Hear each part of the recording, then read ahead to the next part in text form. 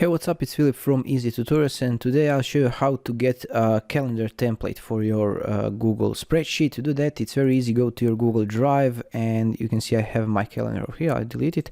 Go right here and Google Sheets. Over here, choose from a template. And now you'll have over here the calendar templates or schedule and so on and so on. So you can choose just, for example, this calendar. Select it.